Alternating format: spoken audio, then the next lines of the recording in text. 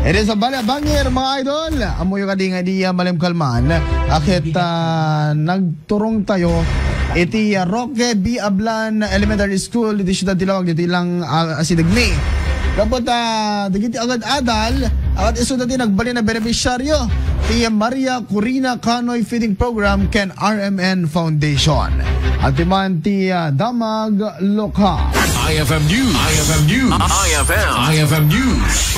Lokal.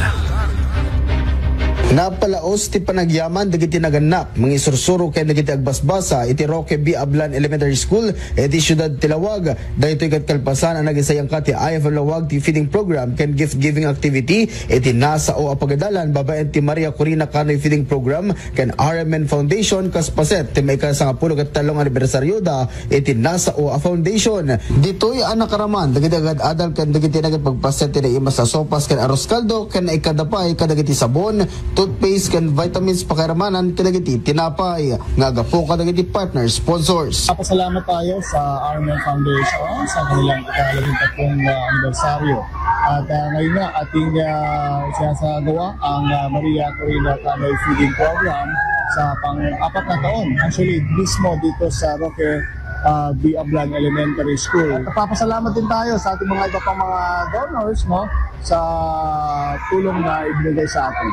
Gapo iti daytoy ket naragsak ang nagyaman ti principal di naso o pagadalan ni Mrs. Wilma Penic. Ang Roque B. Ablan Elementary School ay nagpapasalamat sa RMN Foundation for the 13th Foundation Anniversary and the Maria Corina Canoy Program through IFM Radio Lawag City sa ginawa nilang feeding program dito sa Roque B. Ablan Elementary School.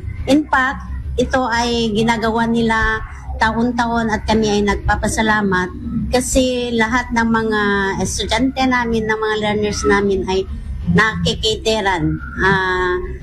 This year, sila ay nagpa-feeding sa 267 school learners at lahat ay masaya dahil sa ibinahagi nilang mga masasarap at masusustansyang pagkain.